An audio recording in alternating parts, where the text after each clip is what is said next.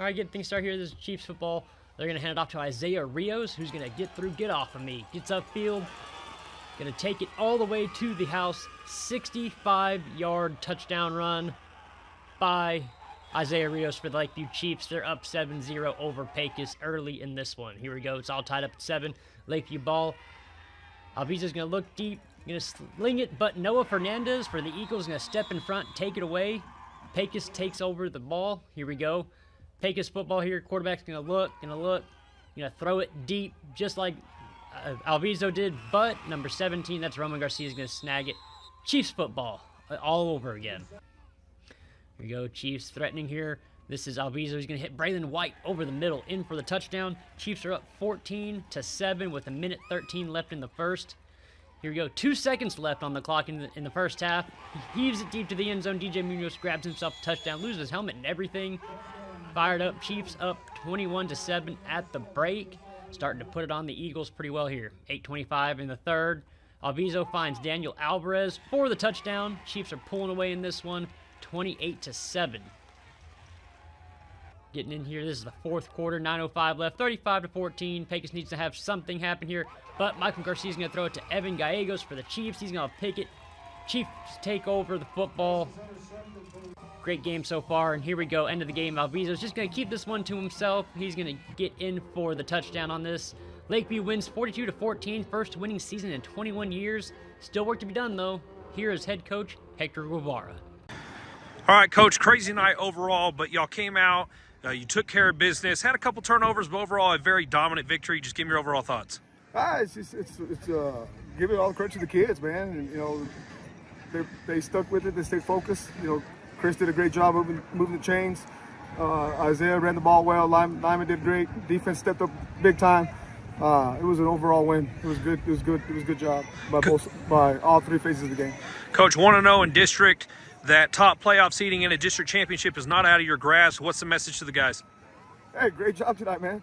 Just enjoy it the few hours we got left, and then get ready for the next one. All right, last one here from me, Coach. First winning season for Lakeview in over 2 decades. This is a monumentous moment for these guys, and I know it's not done yet, but what are your feelings getting this win to secure it? It means a lot to us, not just for our boys, for the community, for Lakeview. We're excited, and we just got to refocus and get ready for the next one. All right, thank you, Coach. Give it up for the boys from the north side. Congratulations to Lakeview on your district win. Hey, you got 2 more coming. Go get some wins. Go win district. But winning season, first one in 21 years. Congratulations, guys. That's awesome. Welcome to Cover 1, everybody. I'm your host, James Bouligny. We have our Week 9 post-game show. Stormed out last night. We had some games played today, but I think we got all the scores in the system correctly up to this point. We're going to get into all of it. Before we do, here's a quick word from Kickin' Cuts. Looking for a fresh cut without breaking the bank? Well, Kickin' Cuts is now open at 4238 Sherwood Way. Haircuts start at $19 for kids and $22 for adults.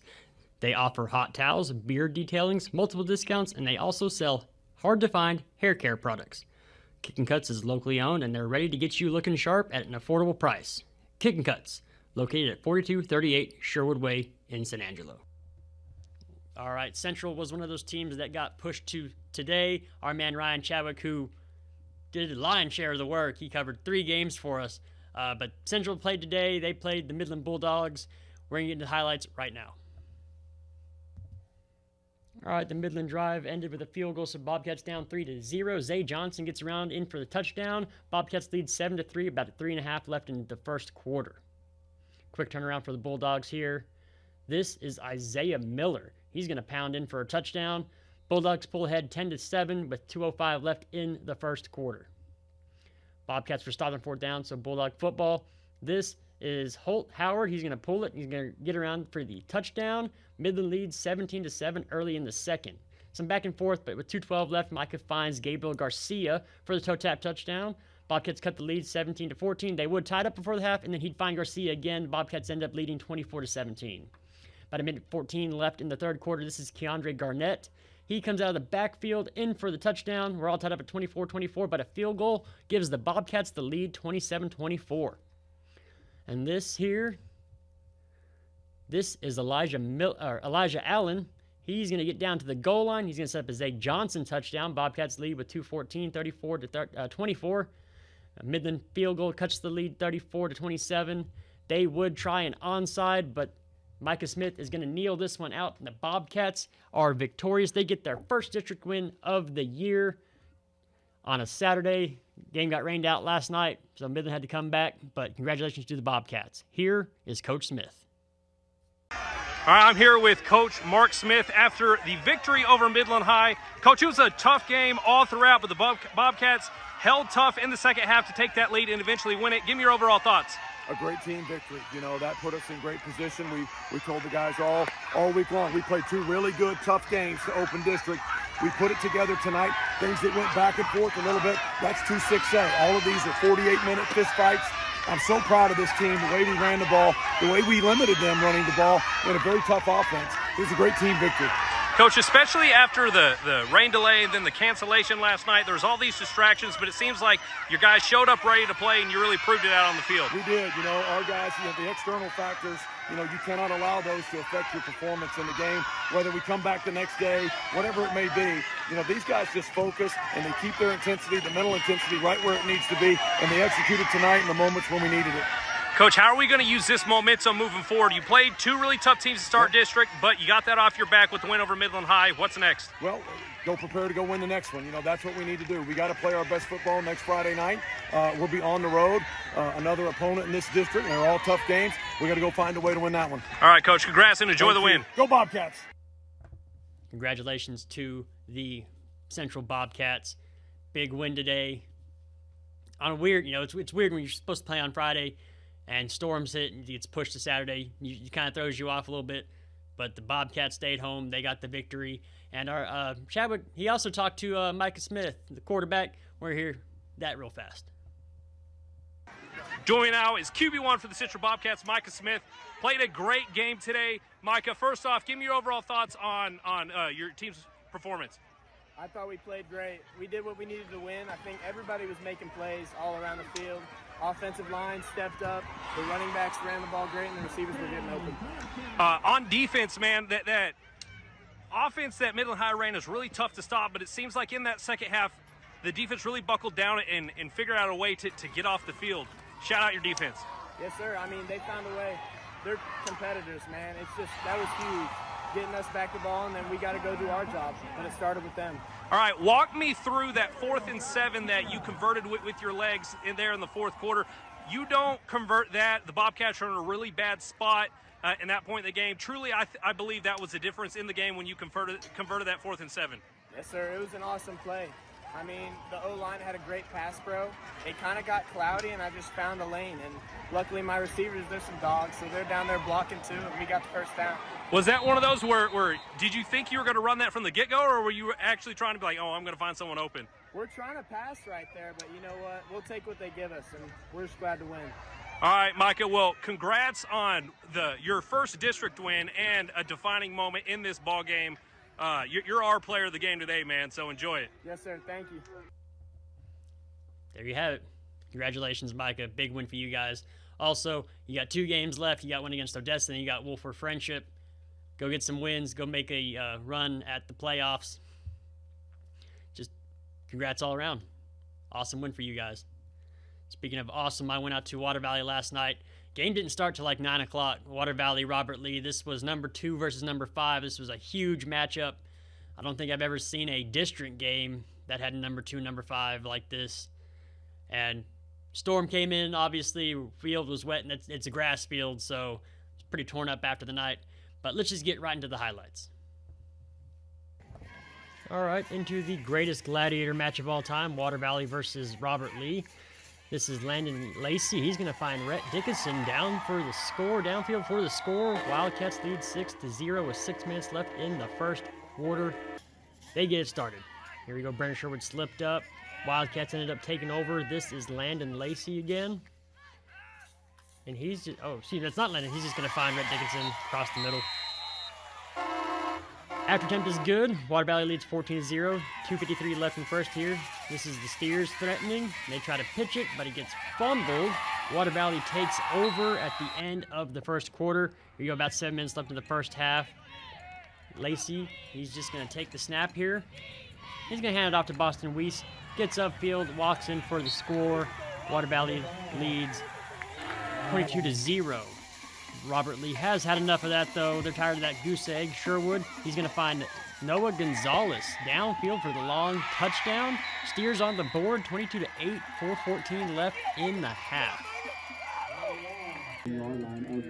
But this is Landon Lacey again. And he is just going to take the snap. And he's going to dump it off to who else but Boston Weiss. Downfield, stays in bounds there, pushes his way through, gets in for the touchdown. Water Valley leads 30-8. Robert Lee responds here, though. Sherwood's going to find Nate Samaniego for the score, 30-16, 1:11 left in the half. But Landon Lacey would take a kickoff home, 38-16 under a minute. This is the second half here. Sherwood is going to end up getting picked off by Landon Lacey. Wildcats take over. Here we go again. Lacey's going to find Dickinson down for the third score. 35-16, 3:23 left in the third quarter. Water Valley trying to pull away here. About 2 minutes left here. About 2.5 here. Lacey takes the snap, hands it off to Boston Weiss. Gets down the sideline, stays in bounds tremendously here. Walks the tightrope, slips the tackle, gets in for the score. Now 51-16, Water Valley leading.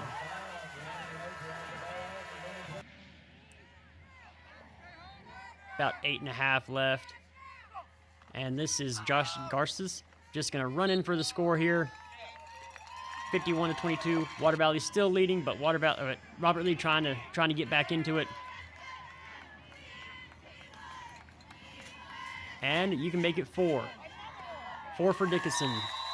Lacey finds him in the end zone. Wildcats lead 59-22 with 6:50 left in the game. And Branson Lacey here decides to get in on the scoring. He's going to take this kick to the house.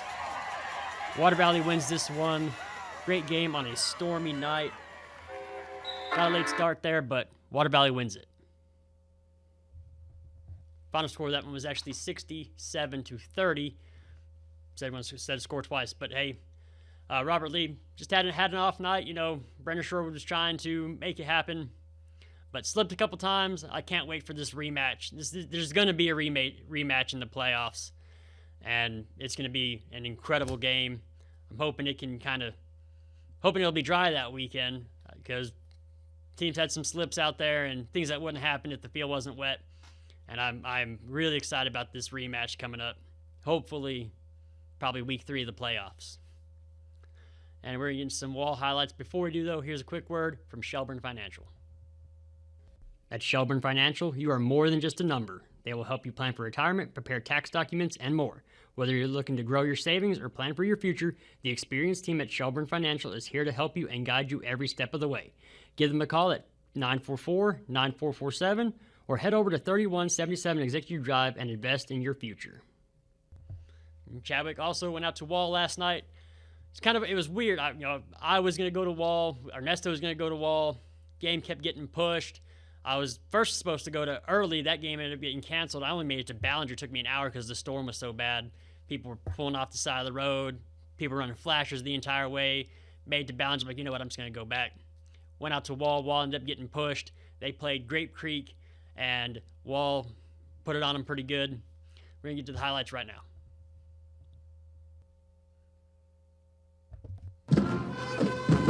And here we go. This is Landon York. Hawks are up 7-0 early in this one, but York ends up finding Yeager Thompson in the rain for the score. Hawks up 14-0 with about 3:05 left in the first quarter. Now Hawks up 21-0.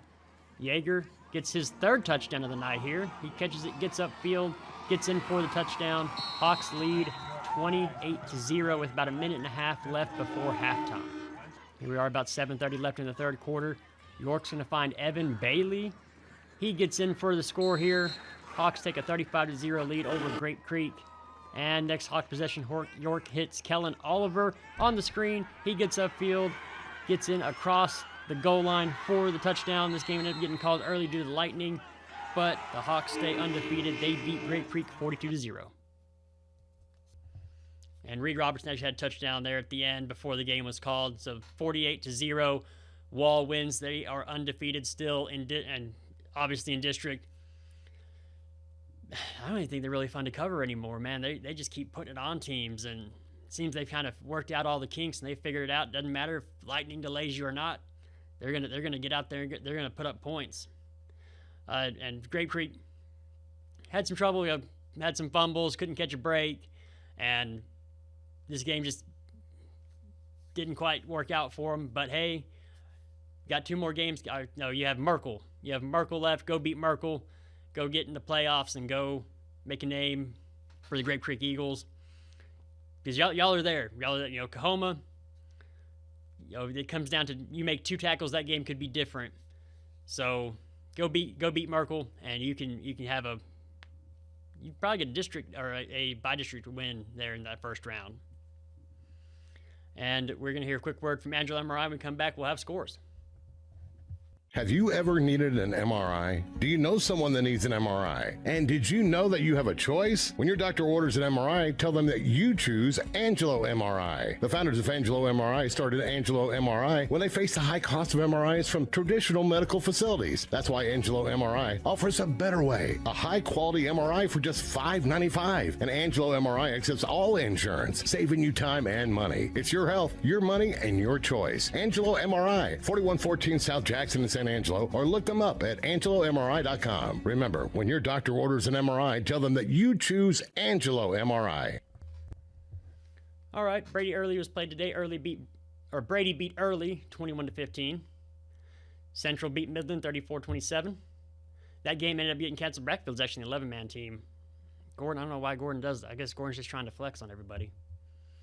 Stephenville beats Nine Passes 49-7. Franklin beat McGregor 54-13. Roscoe beat Winners 42-0. Refugio beat Freer 60-10. Clifton beat Toller 22-13. Bront beat Blackwell 75-40. Midland Lee beat Odessa Permian beat Midland Lee 51-48. West Plains beat Canyon Randall 62-13. Borden County beat O'Donnell 59-14. Friendship beat Odessa 47-6. Tidehaven beat Rice Consolidated 68-9. Wall beat Grape Creek 48-0. That game ended up getting rescheduled or canceled. It might be being played today or Klondike beat Wilson 81-0. Garden City beat Buena Vista 54-8. Heiko beat Coleman 28-27.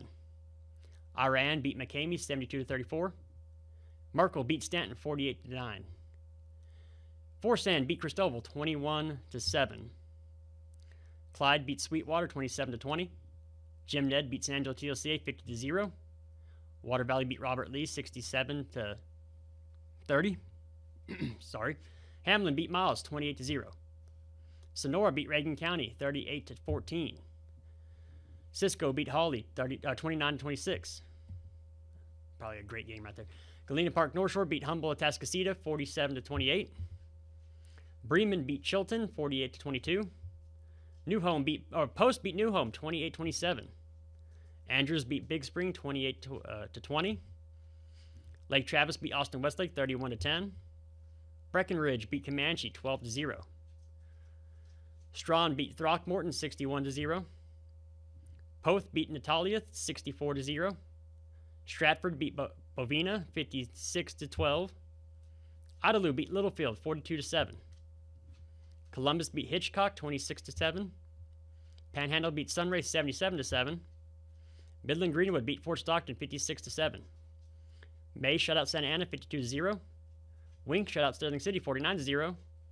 Richland Springs beat Panther Creek 64-6. Alpine beat Anthony 35-0. Canadian beat Tulia 65-6. Shiner beat Pettis 61-6. That game has been rescheduled. It might actually be being played right now, to be honest with you. Whiteface beat Meadow 56-0. Brownwood beat Burnett 38-7. El Dorado Van Horn, that game might have got canceled or forfeit. San Saba beat Harper 42-7. Rankin beat Marfa 56-0. Junction beat Dehanus 47-0. Llano beat Universal City 36-0. Rochelle shut out Brooksmith 42-0. Erie County beat Paint Rock 60-14. South Lake Carroll beat Hearst LD Bell 49-0. Menard beat Nueces Canyon 63-12. Allen beat Prosper 31-30. Carthage beat Bullard 62-7. Jayton beat Lourdes Avoca 60-0. Salina beat Paris 56-7. Gunter beat Blue Ridge 53-6. Collinsville beat Era 63-20. Munster beat Santo 28-0. Kilgore beat Palestine 53-3. Waco La Vega beat Robinson 31-27. Duncanville beat Mesquite Horn 40-13. Aledo beat Richland 72-10. Pleasant Grove beat Gilmore 41-7. Ozona beat Colorado City 58-18. That game got called in the third quarter. It got moved to 4 o'clock on Friday, and Christian Villarreal is still on pace to break the record. He was on pace to break the single game record in this one. He had 20 carries for 380 yards and 7 touchdowns at the beginning of the third quarter, so he very well could have got the single game record in this one. Mason beat Holland 51-0. Westbrook shut out Highland 48-0. Odessa Compass shut out Crane 34-0. Albany beat Cross Plains 42-0. West Texas beat Sanford Fritch 36-0. De Leon beat Ballinger 66-14. Anson beat Olney 54-14. Brock beat Burke Burnett 66-7. Lakeview beat Pecos 42-14. Those are our scores, and yeah, those are the scores for week 9. Kind of a weird week. The Storms, we kind of knew they were coming all week. I think DFW moved their entire slate to Thursday, just so they could get those games played. And here we say we kind of tried to wait it out, and then it let up kind of right around, I guess, 9:30, where I was at least in Water Valley, and it kind of just stayed away. There was lightning way off in the distance, but obviously not close enough to delay the game anymore. But kind of a weird week, but hopefully the weather's out of the way. We don't have anything else hit us in the regular season, so we can get playoffs started. Huge shout out to TriStar Fleet for all their help with the scores page. Thank you for your help on that. And going down the ArcLight tonight, we have the Aggie Taillight going on right now. It's a big fundraiser, everything going on for the A&M and LSU game, and lots of great time down there at the ArcLight. But for the Cover 1 crew, I'm James Bouligny. Thank you to Ryan Chadwick going out to games. Thank you, Paul Harris, putting up scores. Ernesto, appreciate you trying to do what you can do. Until next time, we'll see ya.